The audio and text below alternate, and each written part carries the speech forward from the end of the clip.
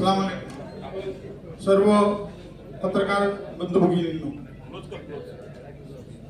आपणास पूर्वकल्पना नसेल कदाचित, पण ही पत्रकार परिषद घेण्याच्या मागचा उद्देश असा आहे की आम्ही यापूर्वी या संदर्भात पत्रकार परिषद घेतली होती की या कळवा उंबराचा जो आमदार आहे जितेंद्र आव्हाड, त्या जितेंद्र आव्हाडनी या कळवा उंबरा विधानसभेमध्ये कोणत्याही प्रकारचं काम केलं नाही, पण त्याच्या बरोबर जो असेल त्याचाही कधी भलं केलं नाही, पण जो त्याच्या विरोधात असेल तर त्याच्या विरोधात सूडबुद्धीचं राजकारण करण्याचा प्रयत्न त्या आमदाराने केलेला आहे.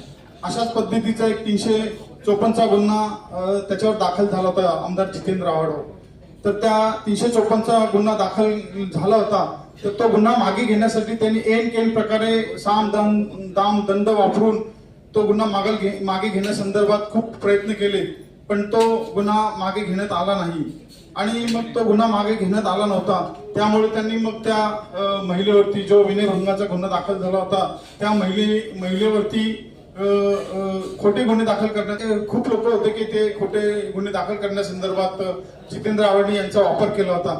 आज त्यांनी खऱ्या अर्थाने म्हणजे त्यांनी सांगितलं की आम्हाला माझ्याकडे आले ते शबाना सोदी म्हणून आणि त्यांच्या मुली, त्यांनी आले कि हमको इसमें जो हम लोग से गलती हुआ है, जो हमारे ठीक है, जो कुछ हुआ था, जो केस हुआ था रीना मैडम पे करवाया गया था, तो ये केस झूठा था.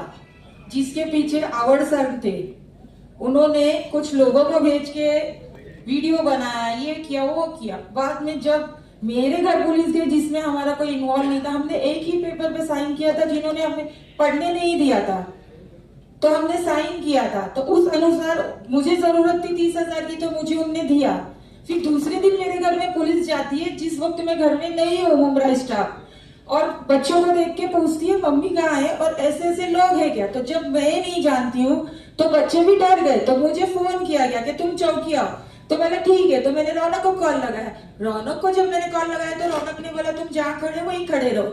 वहां आके उसने मुझे पिक किया और कहा कि आव्हाड सर ने बोले है कि तुम्हारे घर पुलिस गई है, कुछ नहीं होगा, तुमको यहाँ से हम लोग को लेके जाना है. तो फिर हमारे घर जाके उनने मेरी बेटियों को मुझे लेके एटलांटा में रखा था 1 महीना, जो कि हम लोग को नीचे उतरने नहीं दिया जाता था, कुछ नहीं किया जाता था. बस फोन आया आव्हाड सर का, बोले मैडम तुम्हारी लड़की को भेजिए मेडिकल टेस्ट. मेरी बच्ची छोटी है, मैं कैसे भेज सकती हूँ मेडिकल टेस्ट के लिए? सही है गलत है ये बातें? तो उन्होंने मुझे बात करवाया आव्हाड सर से कि माझी तुम मेडिकल करवा दो, तुमको 25 लाख रुपए बड़ा घर देता हूँ. तो मैंने उनके ऊपर बोला भी था कि मुझे पैसे नहीं चाहिए क्योंकि हम लोग इस चीज में है ही नहीं. और धीरे धीरे हम लोगों को जब मालूम पड़ता कि पूरा केस झूठा है, हर हमको तो उन लोगों ने रख चुका था. फिर हाई कोर्ट में जब हमने उनसे झगड़ा कर रहे थे तो उन्होंने बोला चलो हाई कोर्ट चलो, वहां से तुम एक साइन कर देना, तुम लोग आजाद हो जाओगे. तो हमने क्या किया, वहां गए तो रौनक ने उनके बच्ची के हाथ में एक आधार कार्ड दिया और उधर हाई कोर्ट पे साइन लिया, बोले अब तुम आजाद हो जाएंगे. तो बोले ठीक है. फिर जब हम आजाद हुए बाहर निकले तो मेरे ऊपर भी उछलेंगे. मैं भी मेरी बेटियों के साथ धंधा करवाती थी, कोई भी माँ गरीब हो, लेकिन इतनी लाचार नहीं हो कि मैं अपनी बच्चियों से धंधा करवाऊं या ऐसे कुछ काम करूं. तो मुझे ऐसा लगा कि नहीं ये चीज गलत हुई है, तो मुझे डीसीपी सर का सहारा लेना पड़ा. जब मुझे मालूम पड़ा तब मैं जोन 1 डीसीपी सर से मिली हूँ, गणेश गावड़े सर से. पूरी सच्चाई मैंने उनके सामने रखी. उस वक्त भी मुझे बहुत तकलीफ आई थी, मेरे घर पे धमकी आई थी, कोर्ट नहीं जाना, ये नहीं करना. तभी भी मैंने सच का साथ दिया था क्योंकि वो भी एक औरत है, मैं भी एक औरत हूँ.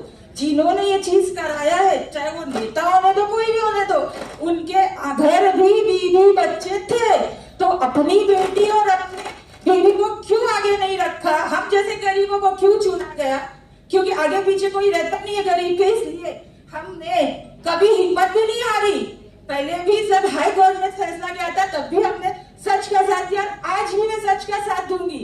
हाई कोर्ट से वापस ये केस रीओपन हुआ है, आरोपी बाहर है, मैं 2 महीना जेल में रह के आई हूँ, क्योंकि मेरा इसमें कोई इन्वॉल्व नहीं था. आज भी आरोपी घूम रहे, आज भी मुझे धमकी आती है, मेरे आगे पीछे कोई नहीं है. तो मैं रिक्वेस्ट करूंगी कानून से, कोर्ट से, शिंदे सर से, राजन दादा से कि मुझे सेफ्टी चाहिए और ऐसे लोगों को सजा होना चाहिए। हर समय यही होता है, कल तो कुछ नहीं सकते, दूसरे की बहू बेटी की इज्जत उछाले। उनके आगे भी तो थी, वाइफ थी, बेटी थी, उनने उसके ऊपर क्यों नहीं केस बनाया कि हमारी बेटी के साथ ये हुआ? गरीबों को क्यों चुना गया? हाँ, आज मैं जा रही हूँ, मुझे धमकी आती है, धमकी आती है मुझे कि यहाँ रहती है, आवर सर का एरिया है, तो आवर सर क्या इतना फ्री लोगों की जान लेने निकलेंगे क्या? इसलिए मैं रिक्वेस्ट कर रही हूँ शिंदे सर से, कोर्ट से, पुलिस से कि मुझे सेफ्टी चाहिए और ऐसे इंसान की बेल नहीं होना चाहिए। मैंने जो दिन काटे मेरी बच्चियों को छोड़ के, मैं जानती हूँ कि वो 2 महीने मैंने कैसे काटे, वही इनके बोलने से ही काटे। मुझे अंदर रख के इन लोगों ने बेल लिया, क्या किया? आज उनकी बेल है, मैं नहीं चाहती कि वो बेल जायज हो, ना जायज में ही जाना चाहिए, नीचे ही होना चाहिए, क्योंकि ऐसे इंसानों को सजा मिलना जरूरी है।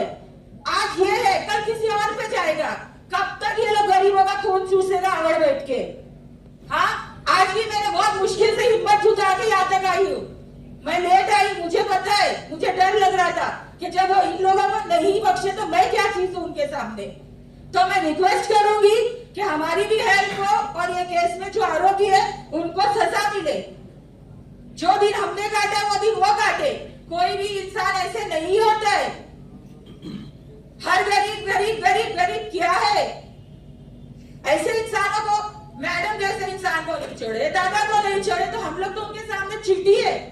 मुझे धमकी आती है अभी भी। पहले भी सच पे गई थी कि ये जो भी केस हुआ था आवर सर ने झूठा करवाया था, जिसमें रौनक, शाइस्ता, शबाना ये 3 जन थे। आज भी वो लोग घूम रहे।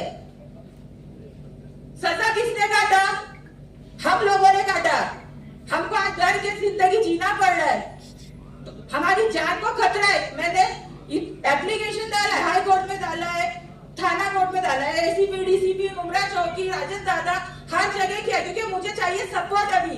तो मेहरबानी करके मैं हर इंसान से बोलूंगी कि हमारी सपोर्ट करो, हमें प्रोटेक्शन चाहिए। मैं जिस एरिया में रहती हूँ वो क्या कहा जाता है कि ये लंका है ना, आवड़ की नगरिया है। आवड़ के बाप की नगरिया है क्या वो? आवड़ के बाप बैठे क्या लंका में? हाँ, जितनी उम्र हो गई है ना, गीता कुरान हाथ में रख के बोल रहा था ना, मेरी सटक चली, तेरी क्या सटकेगी? बहुत सहन करके यहाँ तक आई हूँ मैं। इसकी सटकेगी जो दूसरों की बहू बेटियों को रोड पे लेके आता है।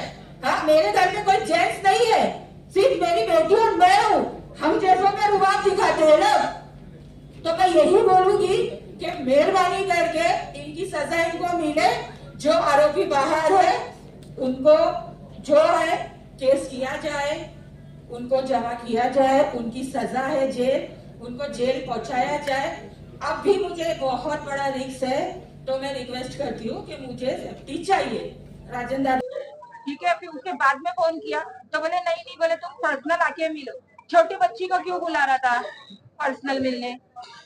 हाँ, मैं तो मेरी सजा काट आई हूँ और आज हमको जान का धोखा है और ये सब चीजें झूठी है। कल भी सच था, आज भी सच है, हमेशा सच ही रहेगा ये कि मैडम ने ऐसा कोई काम नहीं किया है जो उनके ऊपर आया था आके। मैं यही चाहूंगी आप लोगों से कि उनकी बेल कैंसिल हो और न्याय मिले, मुझे भी न्याय मिले, मैडम को भी न्याय मिले, क्योंकि मैं तो एक गरीब इंसान हूँ, उनके लिए हम लोग कहीं लगते नहीं है। वो आवड़ जैसा इंसान है जो मुब्रा में राज करता है। एक बच्चा भी रहेगा तो बोलेगा अरे मैं आवड़ की कंपनी का हूँ। तो आवड़ यही सब करता है क्या?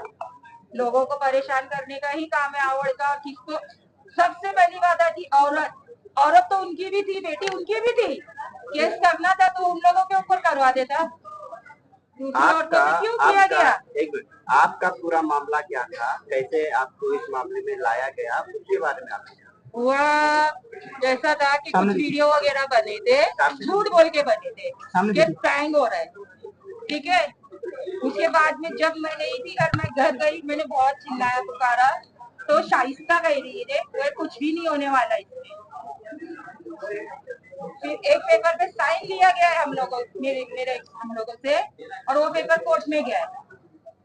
फिर पुलिस आना चालू हुई मेरे घर, हमें वहां से ले गया, हमें एटलांटा अपार्टमेंट में 14 माले पे रखा गया, जो कि बंदी में रखा गया था। हमको हमें बाहर निकलने नहीं दिया था, हम किसी से बात भी नहीं कर सकते, मेरा फोन भी बंद रहना था कि लोकेशन पता चलेगी।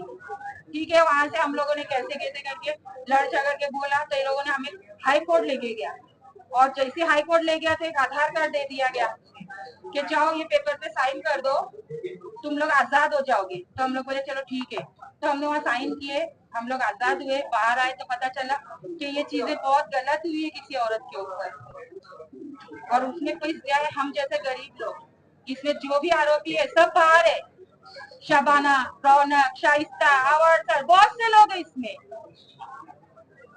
वो क्यों बाहर है? उनके भी केस होना चाहिए ना, कि जो सच्चाई पे चल रहा उसी पे ही केस होता है। मैं तो सच्चाई पे थी पहले भी हाई कोर्ट में, आज भी उसी पे चलूंगी कि मैडम बेकसूर थे, और मैं इधर किसी के दबाव में आके नहीं बैठी हूँ, मुझे न्याय चाहिए, मेरी जान को धोखा है। आप विधायक जितेंद्र अवार्ड का नाम ले रहे हैं, तो उनका क्या रोल है इस मामले में? उनका रोल ये है कि उन्होंने करवाया था, रौनक के फोन से बात होती थी अवार्ड की, सीधा बोला जाता था माँ जी करो, मैं पैसे देता हूँ, गरीब हूँ, बिकाऊ नहीं हूँ ना। क्या करने के लिए कहा है? मेडिकल करवाओ लड़कियों का। मेडिकल किस मैडम पे केस होना चाहिए, जब हम है ही नहीं वो चीज में, तो और मैडम नहीं है तो कैसे केस होना चाहिए? हम लोग 1 महीना उनकी कैद काट के आए, उसमें भी हमने बहुत तकलीफ उठाए थे, धमकी से लेकर हर चीज मेरे साथ हुआ है, फॉलो हुआ है। आज भी मुझे लेट हुआ आने में, मैं बहुत डर के आई हूँ। क्यों? केवल शेर के हाथ में मुंह में हाथ डाल रही हूँ मैं, तो गरीब लोग को जीने का हक नहीं है क्या? औरतें इतनी बिकाऊ है क्या जो औरतों पे इल्जाम उठता है? आज कोर्ट में सुनवाई है उनकी बेल को लेकर, न्यायालय से क्या मांग करना चाहोगे, क्या गुहार है आपकी? यही है कि वो आरोपी है, उनको सजा मिलनी चाहिए, उनकी बेल होनी चाहिए। मैं कल भी वही थी, सच का आगे भी सच के ही लिए खड़े रहूंगी कि मैडम ने ये सब काम नहीं किए थे, ना हमने किए थे। जो झूठ है वो झूठ है, जो सच है यही है कि इनके करता धरता ये आवड सर आहे, शबाना, शाइस्ता, पत्रकार परिषद आयोजन केलेलं आहे, काय विषय होता आणि काय सांगाल त्या संदर्भात? नमस्कार. आज पत्रकार परिषद घेण्याचा महत्वाचा विषय असा होता की मुंब्रा विभागामध्ये जो गुन्हा दाखल झाला होता रिजा रशीद यांच्यावर पोस्कोचा गुन्हा दाखल झाला होता, तर तो पोस्कोचा गुन्हा यासाठी दाखल झाला होता, खोटा गुन्हा दाखल झाला होता की रिजा रशीद मॅडम यांच्यावर विनयभंग झाला होता, आणि त्या विनयभंगाच्या माध्यमातून त्यांनी 354 चा गुन्हा जितेंद्र आव्हाड यांच्यावर दाखल केला होता। आणि तो गुन्हा दाखल झाल्यानंतर जितेंद्र आव्हाड यांनी खूप काही प्रयत्न केले की तो गुन्हा मागे घेण्यासंदर्भात, पण तो गुन्हा मागे न घेतल्यामुळे त्यांनी ऐन प्रकारे प्रयत्न केले, पण तो गुन्हा मागे घेतला गेला नाही। त्यामुळे त्या जितेंद्र आव्हाड यांनी खोटे गुन्हे दाखल करण्यासंदर्भात रिजा रशीद मॅडम यांच्यावर पोस्कोचा गुन्हा दाखल केला। असे म्हणजे आता शबाना मॅडम आहेत, शबाना मॅडम यांना हाताशी धरून किंवा त्यांच्या जे काही हितचिंतक आहेत त्यांना हाताशी धरून म्हणजे असे गरीब लोकांना आमिष दाखवून त्यांनी रिजा रशीद यांच्यावर खोटा गुन्हा दाखल केला होता पोस्कोचा, आणि त्या पोस्कोच्या गुन्ह्यामध्ये बिसमरी होऊन हायकोर्टामध्ये बिसमरी झाली होती। कोणताही पुरावा नसल्या कारणाने तो गुन्हा त्यांच्यावरती सिद्ध झाला नाही, आणि त्या खोट्या गुन्ह्याचा आधार घेऊन रिजा रशीद यांनी या संदर्भात न्यायालयात दाद मागितली होती की हा खोटा गुन्हा होता, आणि या खोट्या गुन्ह्यामध्ये जी माझी बदनामी झाली, तर या संदर्भात अशा पद्धतीचा जर गुन्हा हे जे खोटे गुन्हे दाखल करणाऱ्यांवरती झाला तर चांगलं होईल, त्यासाठी त्यांनी कोर्टामध्ये दाद मागितली, आणि तशा प्रकारचा त्यांनी ऑर्डर घेऊन ते गुन्हे दाखल जितेंद्र आव्हाड यांच्यावर पोस्को गुन्हा दाखल झाला होता, आणि तो पोस्को गुन्हा दाखल झाल्यानंतर ते सगळे आरोपी बाहेर फिरतात, कोणत्याही प्रकारे त्यांना अटक करण्यात आली नाही। तर अशा पद्धतीने जितेंद्र आव्हाड यांनी आज जामीन अर्जासाठी आज कोर्टामध्ये दाखल केलं, जामीनसाठी बेल ऍप्लिकेशन दाखल केलेलं आहे, आणि ते बेल ऍप्लिकेशन मंजूर म्हणजे त्यांचा जामीन मंजूर न होऊ नये म्हणून आम्ही न्यायालयाला आपल्या मार्फत विनंती करण्यासाठी म्हणजे त्यांना जामीन न होऊ नये म्हणून त्यांना आपल्या मार्फत विनंती करण्यासाठी आपल्याला बोलवलं होतं, आणि ही पत्रकार परिषद त्यासाठी घेतली होती।